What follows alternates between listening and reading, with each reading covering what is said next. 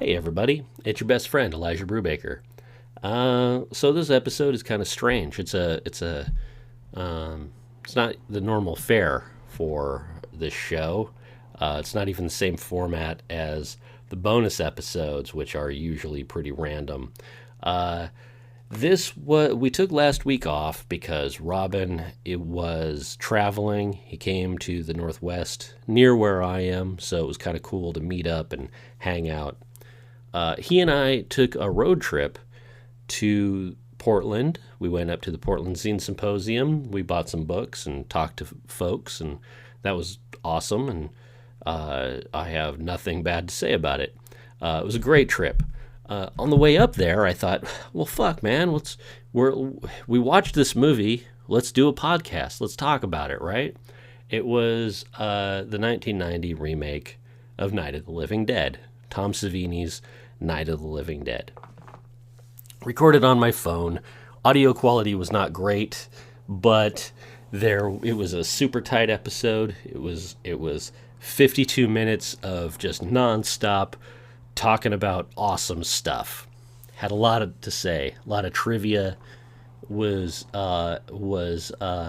bequeathed to the public, and Robin had a lot of pithy bon mots, and it was great. It was like, oh fuck, this is a tight episode. I can just take this entire file and just throw it right up on the internet, no problem at all. As I was sitting there in Robin's passenger seat and staring at my phone, I saw the two buttons. I saw the two buttons that said save and delete. Now, I'm aware that those two words mean different things, but somehow, in my delusional state, I took the gamble and lost, man. I pressed the wrong button. I deleted the entire fucking episode. Super bummer. Feel really stupid about it. What's done is done. What are you going to do? Might as well piss up a rope. So we went up to Portland. We had a good time. We hung out, talked about bullshit. On the way back, I decided, well, let's do it again. Let's try another one.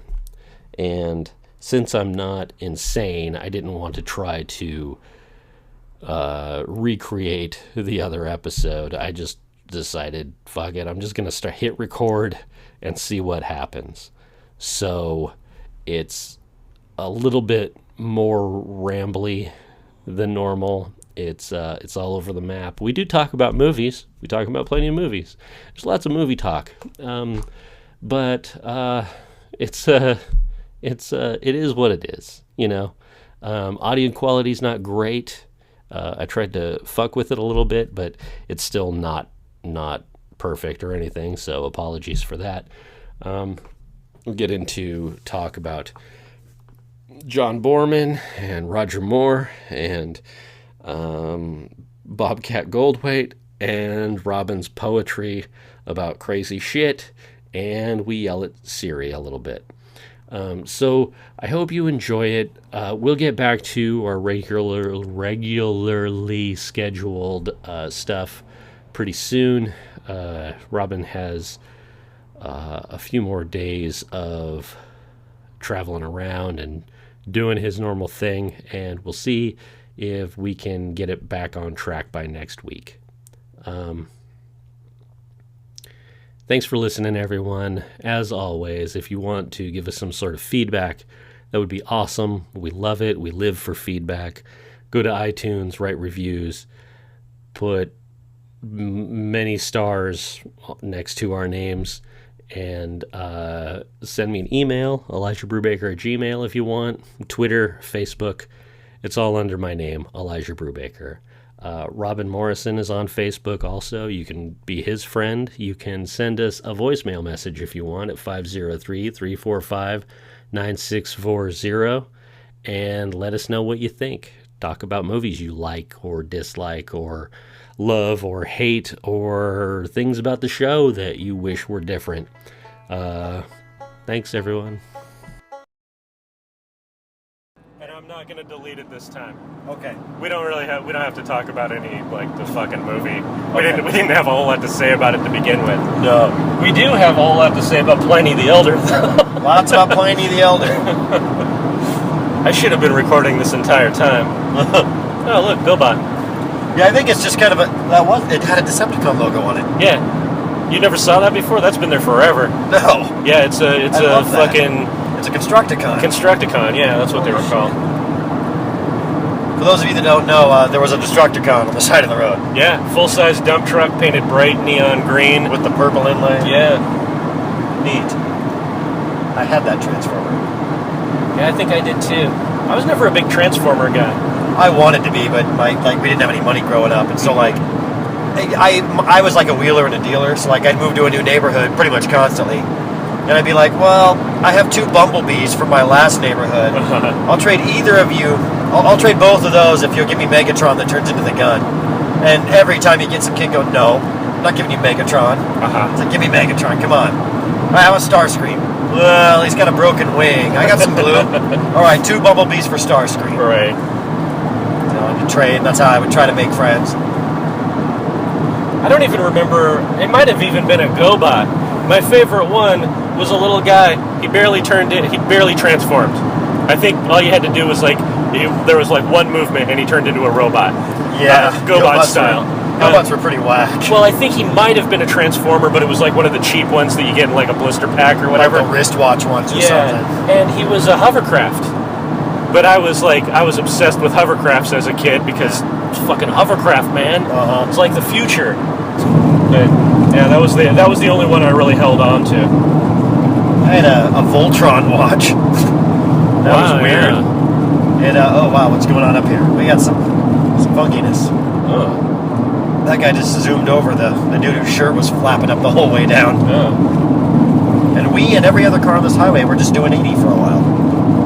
Wow. I don't know why that happened. Don't say that on the recording, man. They'll bust you. Listen. Robin Morrison, we've been listening to your podcast. Seems you were going 80 miles an hour. Consequently, we're also tangos. But I have that on my cell phone right now, by the way. We could do a podcast, a metacast, where we're listening to Tango and Cash and doing a podcast about our podcast. Oh fuck yeah! We'll do criticizing it. Well, it'll be the commentary track when we release the DVD. Oh yeah, we'll do director's cuts and commentaries. That'll be wonderful. Jesus. This is the director's cut where Robin finds out he's a replicant. So I never. There's the interpretation of Blade Runner that Deckard is a replicant. Yeah. This has been. It's just all over the place. Everybody's got this like, oh yeah, of course. There's that stuff where well maybe Deckard's a replicant. Yeah. I don't get it. I don't see it. There's nothing in the movie that alludes to that at all. Yeah, I think it's one of those it's like a fan theory that apparently somebody high up corroborated at some point or something. And there was like some sort of alternate ending that kind of, I guess, hinted a bit more at it. But I think it's just kind of an aloof, like, what if? Kind of a thing. I don't think it ever said he was. I always got that he was just a cold bastard, Yeah. A sci-fi Bogart. Well, I mean, within the world that they create in that movie, it doesn't make any sense. Yeah. And I like the idea that he could be. Sure, I mean, it's a very Philip K. Dick sort of like... A replicant hunting down replicants. Perfect guy for the job. Maybe if you don't know you're a replicant, then how can you prove that you're human? Yeah. Sort of thing. It's a nice motif and theme going on there. Yeah, and I mean, there's the... everybody points to the dream sequence that was cut out where he dreams about a unicorn. Yeah. Or some shit. Yeah, something. And that doesn't mean anything to me. I don't know. It's a fucking unicorn. I know Ridley Scott likes unicorns, but fuck. Yeah. Unicorns. Unicorns are pretty sweet, dude. I think Edward James Olmos was a replicant. That would be an interesting twist. Yeah. Fucking gaff. Who was the doctor in that? That's the funny guy, right? From Tango and Cash, isn't it? Yeah, that's James Hahn, or... Yeah, I was trying to think of... James Hong, I mean, sorry. James Hong? Isn't that it? James Hong's the Asian guy. Yeah. Oh, no, in Blade Runner, the guy that makes those okay. The funny little guy, doesn't he play, the guy that makes all the weapons in Tango and Cash 2. Oh, the funny little guy. Yeah, I said he was in Blue Velvet too, I think. Yeah, I know who you're talking about in Tango and Cash. I'm trying to picture him in Blade Runner. They go into this warehouse and there's like these weird little robots this guy built that are Oh like no, that's dumpy. I don't remember his name, but that's oddly enough, that's Larry from Larry, Daryl, and Daryl. Oh, you're right. Yeah. You're right. I confused my funny little guys. Yeah. Those funny little guys, they all look the same to me. Yeah. Yeah, no, the guy from Blade Runner, Danny DeVito. I wish I could remember his name, because that's got to be a shitty thing to be remembered as. Oh, Larry, Daryl, and Daryl, right? Yeah. Imagine if Blade Runner had starred Danny DeVito instead of Harrison Ford. That would be a movie I would want to watch. It might be a good movie. You never know. Oh, she's a replicant. Yeah. Yeah, that whole scene where that chick's fucking a snake and everything, that would just take on a whole, like, even creepier vibe. Yeah. Because Danny DeVito would not shy away from that. No. You know he'd be down. He'd be like, let's see it. He'd be, oh, yeah! Ira, come here. Ira. Look at those snappers.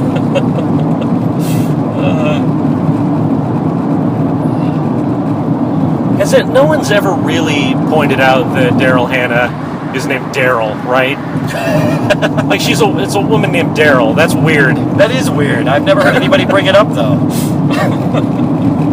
Yeah, that's odd. I know there was a guitar player for Skid Row. This guy, he was a metalhead. His name was Rachel. I thought that was really strange. Yeah. And there was that actress in the '80s, Michael Lerner or something, or Michael something. Well, Michael Lerner's a guy. Okay, I'm not thinking of that. Yeah. But there was a girl named Michael something, and I always thought that was kind of weird. Huh. Neat, but weird. And then there's that girl in For Your Eyes Only, the James Bond movie, that was like that used to be a guy. I don't remember. Yeah, that was back when like transsexualism was, we're supposed to be cool with it now, right? Oh, right.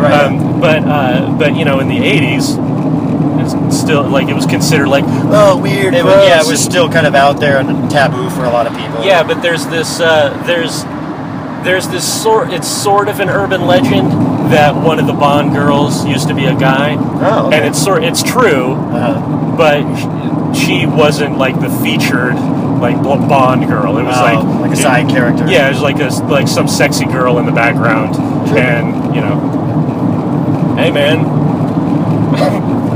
shaken not stirred. Yeah, right.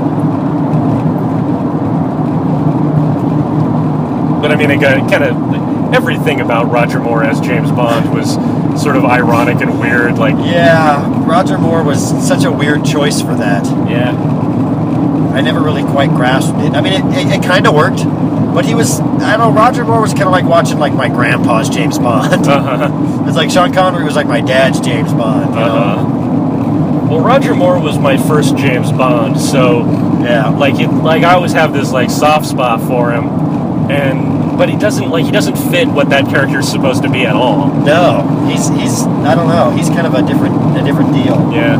He seems like like the Caribbean Cruise Line version of a James Bond. Did you ever see the movie Folks with 2 F's? No. Folks. No. It has Roger Moore playing like a spy type character, but it's like this like it's not like James Bond. It's like tongue in cheek or something. No, it's not. It's not that. It's like it seems more grounded in. I can't. It's been a while since I've watched it, so I don't know if I'm. I don't want intrigue, less action and suaveness. Yeah. I mean, from what I remember, it seemed like it was more like what actual spy stuff was. Okay. And he seems like an okay guy doing that type of thing. Yeah. But he just doesn't seem like the sort of guy that's going to parachute with skis on. No. or fight Jaws on the moon or whatever. Yeah, right. Or Grace Jones earrings. You're going to go fight Jaws on the moon. Yeah.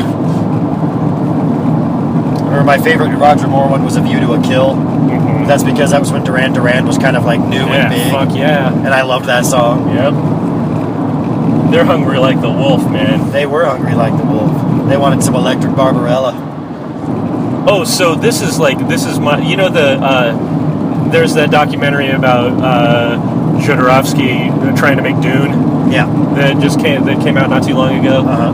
My version of that is oh man, my recall is fucked. The dude who made Highlander. Russell Mulcahy. Yeah, he was like I've talked to you about this before, I'm sure. He was going to make the Wild Boys movie based off of the William Burroughs book. Oh yeah. And he was going to have Duran Duran be like Queen for Highlander. They were going to do all the music, and that's why Duran Duran wrote that song Wild Boys, was to be the theme for that. Okay, that makes more sense now. Yeah, and the video that they made for Wild Boys, it's all like post-apocalyptic, and there's weird robots and shit. Yeah. And Russell Mulcahy directed that video as a way to try to get financing for a movie. Okay. Based on that. So that video is like an extended like a pilot or pitch. Yeah. And so that's like the only thing we have of Russell Mulcahy's William Burroughs movie. That would have been a strange thing that I think could have become a cult classic, but would probably have been terrible. Oh yeah. It would have been right up there with like Zardos or something. Yeah. I think. The gun is good, the penis is bad. I love that movie though. I do too. Yeah, I stand by it. Yeah, I don't think I like it ironically, but I think I actually just sort of like that movie. Yeah. It's so 1960s though. Oh man. Well, I mean, if the only thing you know of that movie is that picture of Sean Connery in his like weird Speedo shit, then there's no like, why would you ever want to watch that movie? No. But it's just like that's like the least weird thing in it. Yeah, that's just how it starts. Yeah, that's just getting the safety belt on and preparing for that roller coaster. Right. My favorite character was Friend, the character Friend. I liked him a lot. Yeah, right. Yeah. Giant floating heads and stuff. Yeah. Man, so good. I think John Borman made that. I think that was John Borman, right? Yes, I believe so. That guy's like has a weird trajectory. Like he made Excalibur. Yeah. And he made the Deliverance. Yeah, it was John Borman. Yeah. Yeah. Yeah, it is a weird trajectory because he was like, well, he made Excalibur before. I remember somebody telling me something about he made Excalibur. And then Sean Connery immediately signed on with him for his next movie, which was Zardoz. Mm-hmm. And then after Zardoz, which was like awful, you know. Yeah. And then right after that, he gets like, didn't he get an Academy Award for Deliverance? Yeah, I think so. Deliverance is kind of a trippy movie because everybody knows the famous thing about Deliverance, the rape scene with Ned Beatty. Right. And the squeal like a pig stuff. It's been sampled by all sorts of artists and everything. But the first time I saw it was like, God, it must have been 99 when I finally saw that movie. Mm-hmm. And I was surprised to see that it was an action movie. Yeah, I know. Like, I didn't know that's what it was. Yeah, I thought it was, when I first watched it, I thought it was just going to be this sad thing. Yeah, I didn't really know. I thought it was going to be some weird drama that gets strange. And no, that's an action movie. That's Burt Reynolds being an action star, and John Voight, who was great throughout the whole movie.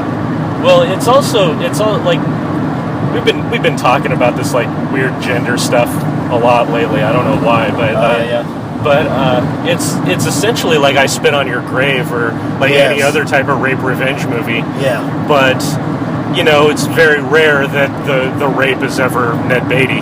Well, yeah, that was rare, and then like the setting is pretty typical. It's also kind of rare you get a revenge fantasy movie like that has like big name actors like that. Right. Yeah. Burt Reynolds, John Voight, Ned Beatty, even. Right. So yeah, I mean, it really was kind of it was typical in that sense, but it's just I think how it was pulled off was very unique. Right. I Spit on Your Grave is just brutal. But that was almost like slasher porn almost, you know? Oh wow, look at that. Is that fog? I think that's fog. That is a very specific, it's like somebody just turned the fog switch on for that one part of the highway. Look at that. There's a wall of fog right in front of us. We're about to enter into, it's just a wall. Wow, that's creepy. Look to the fog. Shit, if some pirates show up, we gotta give them their treasure or we get hooked. Wow. It almost doesn't. It's that guy's like. Okay, it's just dust being kicked up by a farmer, but that's a lot of it. Jesus. Yeah, that's weird. Elijah and I are doing a podcast while driving through farm dust. Next to 7 Mile Lane. Did you ever see The Mist? Yeah. I fucking love that movie. I like that one a lot too. That's until they make The Long Walk.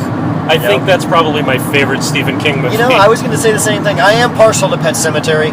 Right. But when I saw The Mist, I was so happy for Stephen King. I was like, oh, another good one. Yeah, it's been so long for him. You know, to have a movie version that didn't suck.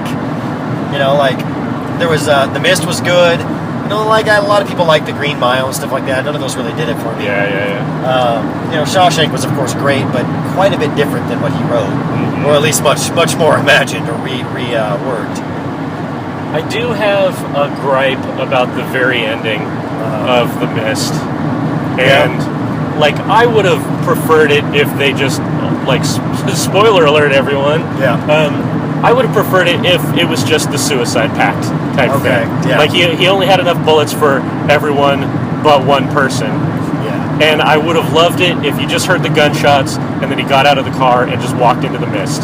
That would have been pretty classy. Right. Yeah. But no, you get the Lord of the Flies ending where, oh no, dumbass. Yeah.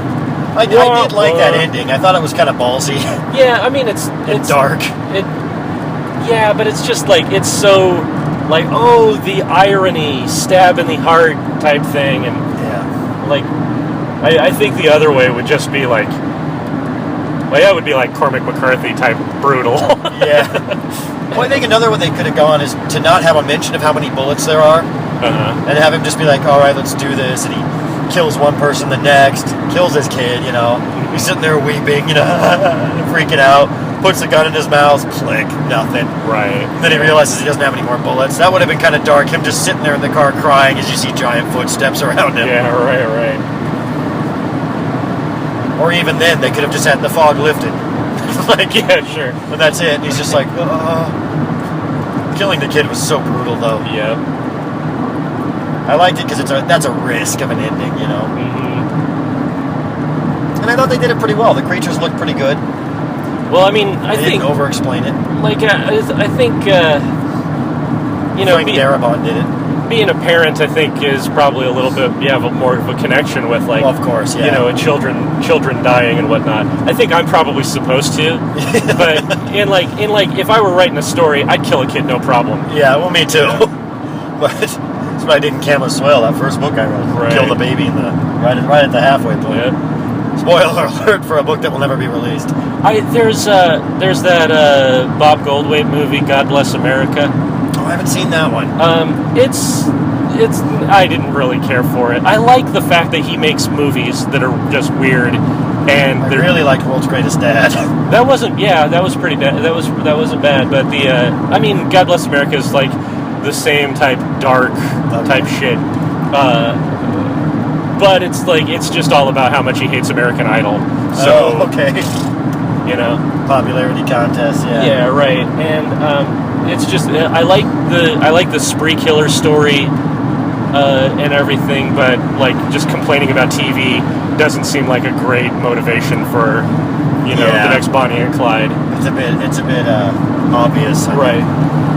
But at the beginning, like, I heard some interview with him where he talks about, like, in the very first 10 minutes we take a shotgun to a baby, and it's true, he does that, but it's like a fantasy scene in the movie where, like, you know, he's like just hates everything about the world, and his neighbors are fucking arguing and beating each other up, and there's a baby crying, and he fantasizes that he just picks up a gun and goes in the next room and like you know, just blasts it. Yeah, the baby goes flying up in the air and he just shoots it, and there's blood all over the place, and you know, even that's a little ballsy. Yeah. But you know, I would have preferred that it wasn't a fantasy. Well, okay. Yeah, I'll have to check that movie out.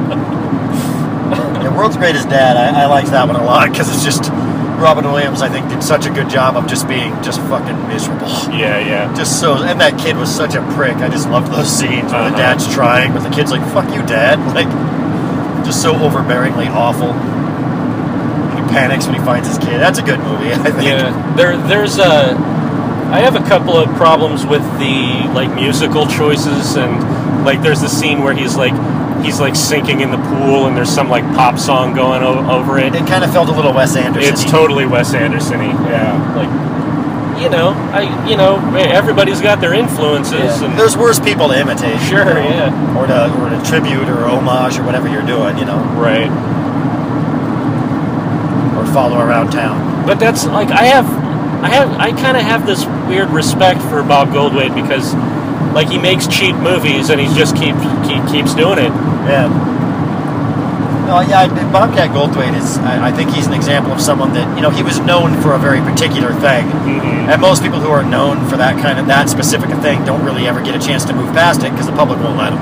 Right. And I do like the fact that he's kind of reawakened himself as something else. I mean, I'm sure every now and then he'll do stand-up and go, I'm sure he does it every now and then, but... Well, he doesn't. He doesn't do the... Doesn't do anymore? He doesn't do the Bobcat character thing. He does have a stand-up special on Netflix, like every comedian now. Yeah. And it's not really super good or anything. Okay. But it's just like, wives, huh? Yeah. Wives. That type of stuff. They're what they are. Yeah, I got a lot of cats. I made movies one time, and remember, there was that movie I was in with a guy with his face in a horse's ass.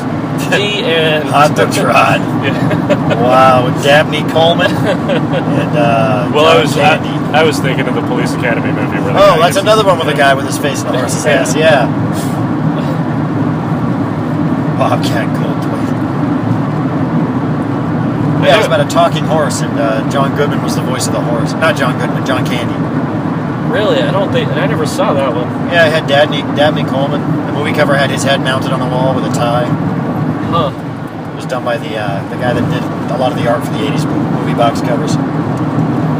I was always creeped out by Dabney Coleman when I was a little kid. Yeah, he has a real specific kind of a look that kind of bugged me a little, too. Yeah. He was in a lot of movies, though. Oh yeah, now I think he's great, but well, I think he's kind of like one of those actors that nowadays, if he were to be that age and just pop up now, he wouldn't get a shot at movies because he's just not the look, Right. But he hails from a different time. I always liked him a lot. But yeah, he did have that kind of he's a weird looking dude, but you can recognize him a mile away. He's like Brian Dennehy. Right. You can just spot that guy at 1,000 yards. He is who he is. A silhouette comes walking out of the desert, and you say, "Oh, that's Brian Dennehy." You totally do. Brian Dennehy right there.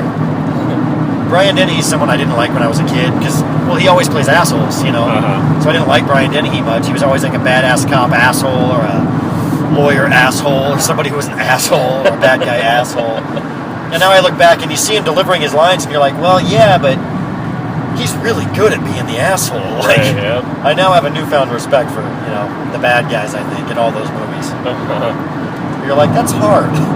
It's hard to just be the asshole. Yeah, it's strange. Like there were a lot of hard asses in movies in the 70s. Yeah, and of even all shapes and stripes. Yeah, and into the 80s even. And watching these things as a kid, you have a little bit more of an actual emotional connection than as an adult. So you just see people yelling at each other, and you're like, oh man, why do I want to watch this? This guy's an asshole. Yeah. As an adult, you can just look at it as a movie and be like, oh, neat little movie, Right. Yeah. Like FX, it had him and Brian. What was the name of that guy? That dude with the face. Yeah. The guy I confused with Roy Scheider for some reason, even though they don't look a lot alike. I can kind of see it. They're sort of shaped the same. Well, the thing is, because I watched FX and a few other movies, that guy was in Brian, something with an R, Roster, Brian something. I can't remember it. Yeah. But I saw that in 2010, on the same night, I think. Oh, yeah, okay. I want dolphins in my house. Man, FX was such a... I haven't watched it since I was a child, so maybe it doesn't hold up at all. But yeah, not since junior high. Oh, it's such a... He's a special effects guy. And but they wanted him dead or something? I think he saw the wrong thing, and they were trying to kill him, and he uses his FX knowledge to outwit the bad guys. It was like a step removed from Crocodile Dundee in reality factor, really. Right. Crocodile Dundee. That's a movie I haven't seen since it first came out.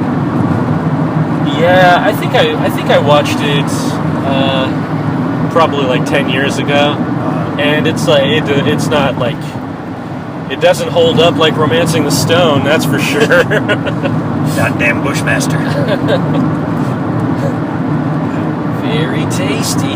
Very tasty. He's in a movie coming out soon. It's a Rob Reiner movie. Rob Reiner's in it too, and they play gold farts in it. Fucking Diane Keaton, I think. Huh. Something like that. But it looked pretty funny from what I saw. All I saw was a preview on, God, was it Late Night with Colin? Or I don't know. One of the late night shows, and Colin. Rob Reiner was on there. Oh, it was Jimmy Fallon. Oh, okay. And somebody whose name ends with an N. Letterman, Fallon, Colin, whoever. Yeah. The English guy. But, and they show a clip, and it's a pretty old-looking Michael Keaton. You know, like kind of shrunken up, and like he's getting the shrunken old guy body. And a Rob Reiner guy shows up looking kind of young in a wig and a toupee. And he shows up and he's like, yeah, I'm here to see so-and-so, which is like Diane Keaton's character. And he's like, who are you? He's like, oh, I'm so-and-so. I work at the butcher shop or something like that. And he's like, so you just came to pick her up? He's like, yeah. Like for a date? And he goes, well, yeah. And he goes, why? What are you dating her? He's like, yeah. And he's like, you fucking her? Like that? Or are you sleeping with her? And Rob Reiner goes, well, no, but we're going together. Like that. And then Mike Keaton goes, I am fucking her. There's like this pause, and he goes, don't hurt yourself. You're out of your league. It just seemed like a really crass, weird movie. Right. It's Michael Douglas, though, right? Yeah, it's Michael Douglas. Okay, you kept saying Michael Keaton. Oh, did I? Yeah. That would be a better movie. Dude, I miss Michael Keaton. I loved that man, and I miss him. And I'm really looking forward to seeing that Bird movie. Yeah. The Birdman or the right. Bird, whatever it is. Yeah, that's gonna be weird. I think it is. You know what? When I saw the preview for it, I have to admit, since we've been talking about it, I thought, is this a Bobcat Goldthwait movie? Because it really felt that way, right. You know?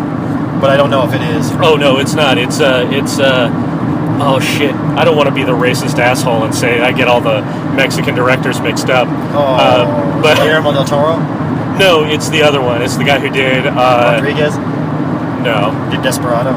No, he's an American, but he's like Mexican. Well, of Mexican descent, yeah. But it's Inarritu, I think, or I don't know that. He's the guy that did the space movie, Gravity. Oh, I haven't seen that either, so I don't know about that. Well, guy. that's the thing. It's like he's known for doing like these like dramas or like really tense. He did Children of Men and like really like hardcore shit. Yeah. And now he's doing a comedy about Batman, essentially. So it might have some moments. I don't know. No, I think it's going to be great. I like that guy a lot. But I've always liked Michael Keaton. It's Pacific Heights, where he plays just a fucking creep. I never saw Pacific Heights, I think. He plays the bad guy in that, and he's good at it. Like he plays a creepy guy stalking a couple real well. He's like a real estate agent, and he just starts stalking this young couple. Right. Leave him alone. Oh, I did see that. Yeah. Yeah, like I saw it on Cinemax late night a long time ago, and I remember going, Beetlejuice is a bad guy? I guess he was in that too. Right. 21 Miles, okay. I watched old, like a couple of clips of the Carol Burnett.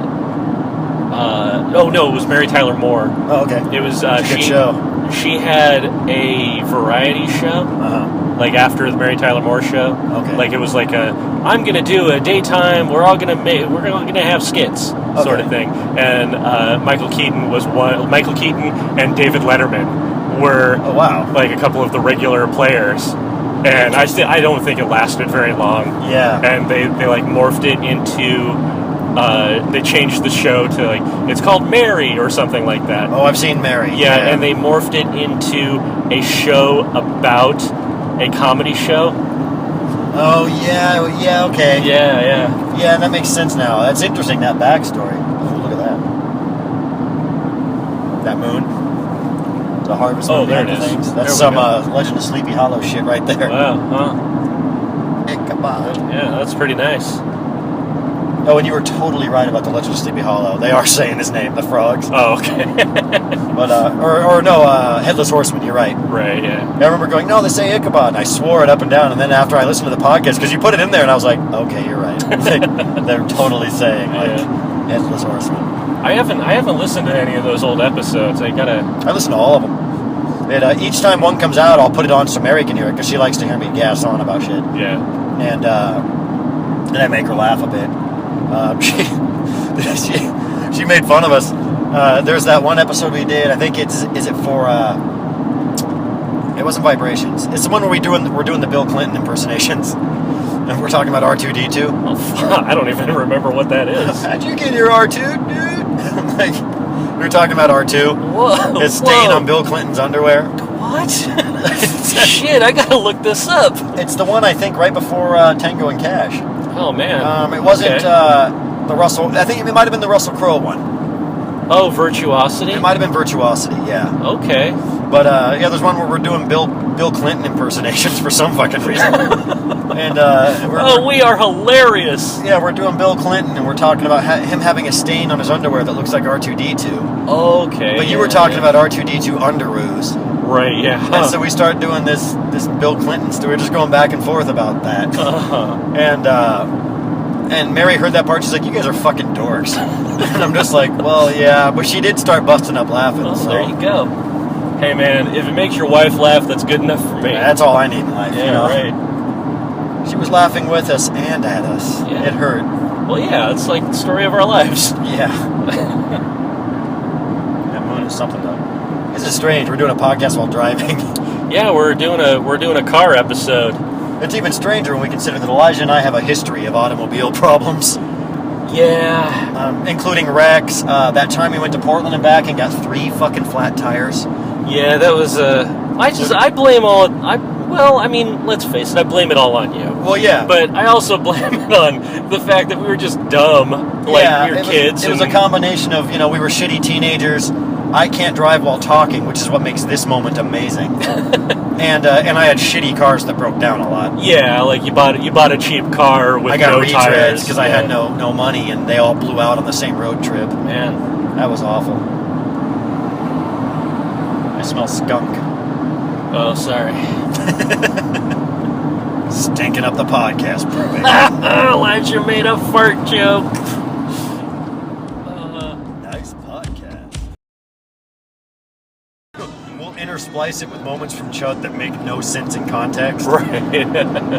I thought about throwing the Chud episode up, but I don't know, man. Have you listened to it yet? I still haven't listened to it. Oh man, put it on, see if it's bad. It might be good. It might be. I'm sure it's not bad. I just it's. I know we have had worse episodes that I've just put up, but for some reason I like having a mythical episode that we never air. Yeah. The secret episode. And then that will be the last episode. Yeah. Okay, here's Chud. Fuck you guys. Chud. I think didn't I write something? Yeah, I did. I had the Chud poem. Oh right, yeah. Or the Chud piece. Yeah. Now I've got to put Chud up at some point. I took that Chud piece and I rewrote it, and it's in Neities, one of my books. Oh, really? I reused it because I was like, I kind of like this whole eat, fuck, and fuck eat and all that. Sure. I'll find a way to use that. So I made it. Mind if I turn this back on for a second? Oh yeah, go for it. Okay. Yeah, instead of a Chud, it's a vagina, and it's a kind of a date rape oriented poem. So and more on the gender issues. But yeah, it came out pretty well. Yeah. A date rape oriented poem. Well, that's the subject it addresses. Sure, yeah. It's done in a strange kind of way where I objectified the vagina purposely. It's not it's just an object. And but I gave it kind of like that comic I was telling you about. Yeah, and I gave it its own kind of a thing. It paces on its majora, it walks around, and these 3 men put it in a backpack and take the vagina to this secure location, and give it lots of booze and all this stuff, and they're basically explaining their intentions.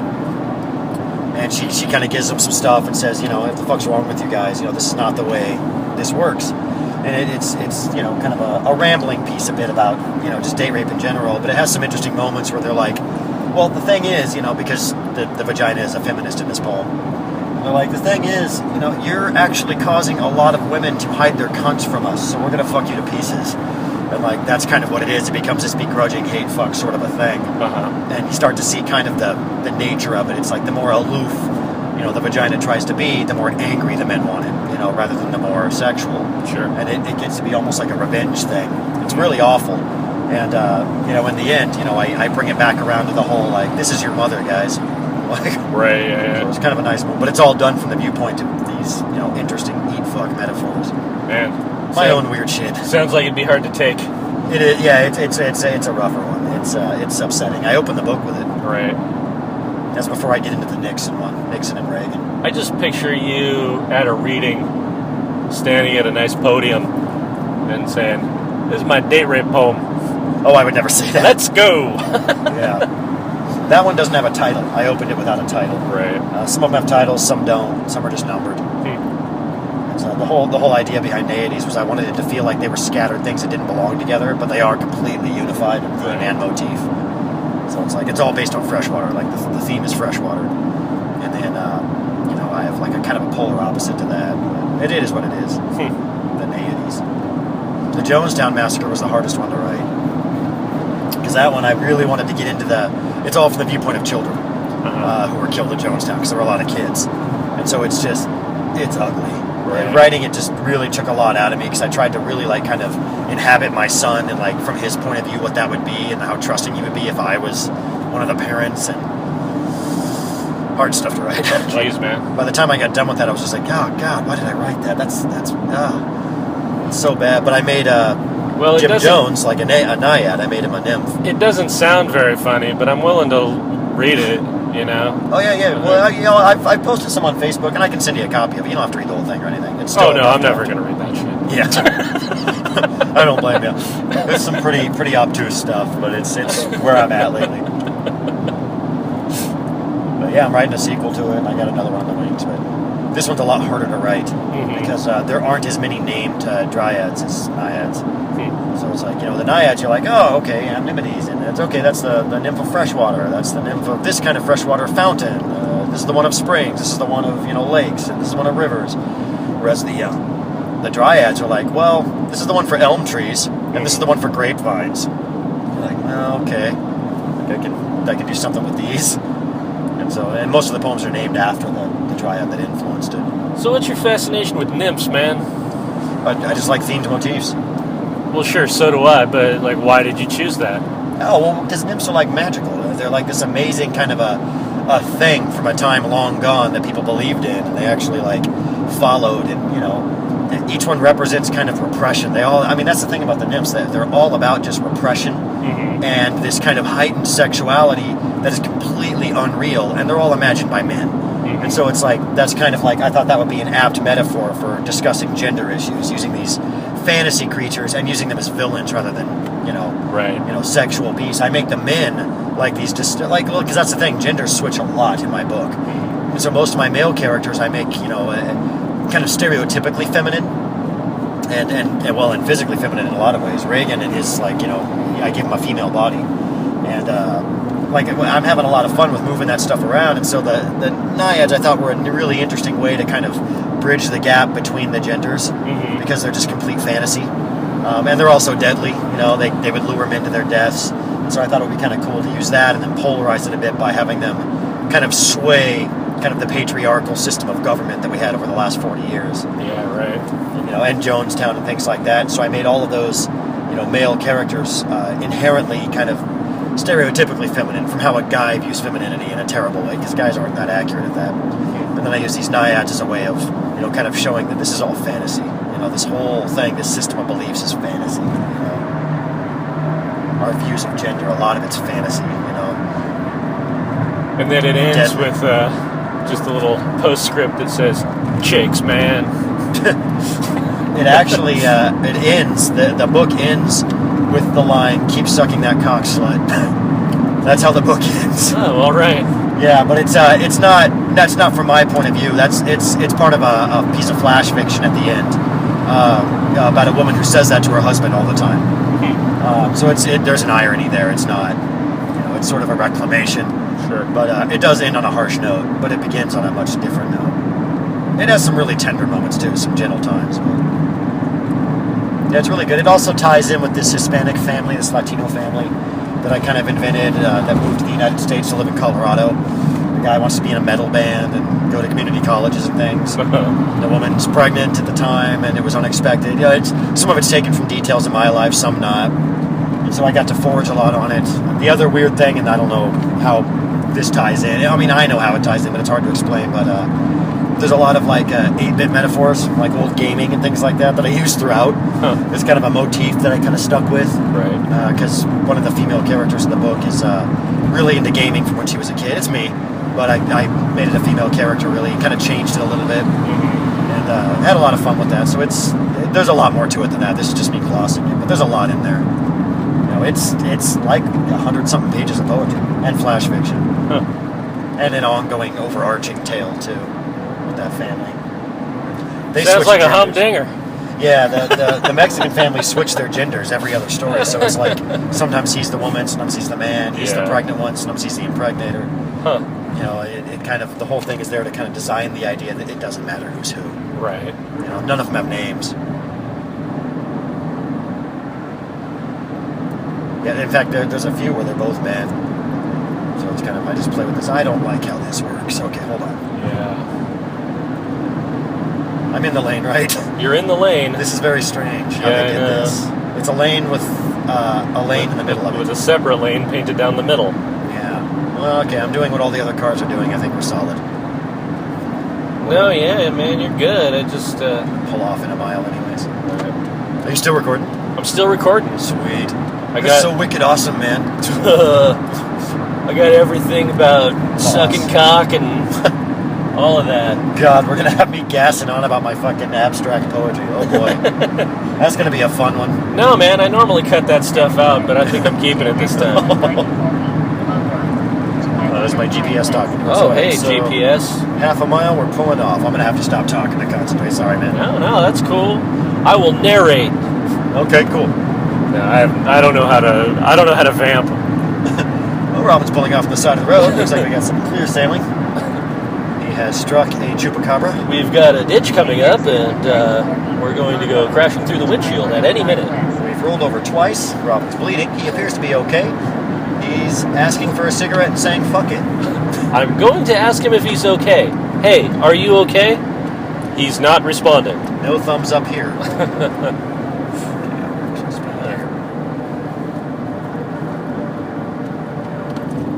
Yeah, man. Well, between the I'm not really sure if the audio has been picked up very well, and the fact that we were kind of all over the map on talking about shit. Yeah. Like this, like bonus episode stuff. It might. Well, I mean,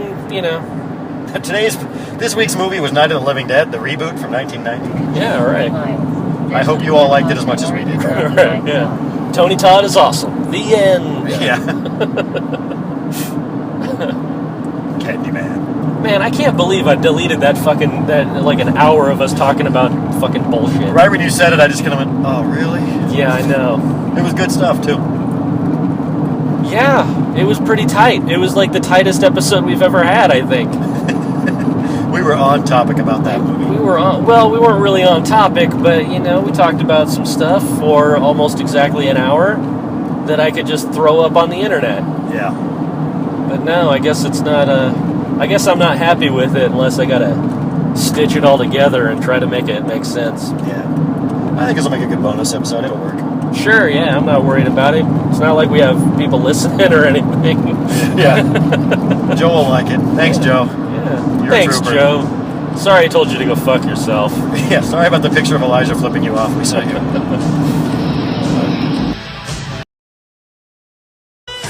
Let's do Vibes. Vibes. Oh, I do Vibes. That cheesy movie with Jeff Goldblum and Cyndi Lauper. Yeah, I haven't seen that one in a long time. 10.6 miles. Keep left onto Oregon. That was, my stepmom Bonnie really liked that movie a long time ago. 0.5 miles, stay in the middle lane. I'm kind of noticing that that my interest in having a varied selection of movies that we review is kind of dying off. And like it's just like, okay, weird shit from the 80s. Yeah. I'll watch anything where a guy carries a shotgun. Yeah. Yeah. Keep left onto Oregon 99 south, then keep right. Keep right onto Jefferson Street, then turn right. Here's where it gets cagey. Keep right onto Jefferson Street. Yeah. Welcome to Eugene. Jacket on, clothes drying. Face down, ass up. That's the way we like to fuck. The Two Live Crew. I remember I had a weird moment with my dad when we were driving from Colorado to Oregon. I was in, I just finished 8th grade, and I'm listening to the Two Live Crew in a headset because it was Naughty. Somebody gave it to me, and I'm like, ooh, it's Naughty. This and NWA are my favorites. And so I was listening to it, and apparently it was loud enough to where my dad could hear it. And so, like, the song comes on, and, you know, it was that, something, there's something you should know since we have met, my dick has grown, or something. And he's rapping, and then my dad's just staring at me, and I look at him, and I'm like, what? And he goes, the fuck is that? And I, like, turn it off, and I'm like, nothing. I was just horrified that my dad had heard that. Yeah, right.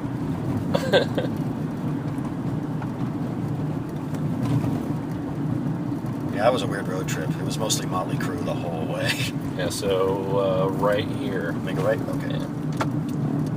Turn right on West 11th Avenue. Yeah, that's what I just Do said, it, you bitch. dumb bitch. We're all aggressive.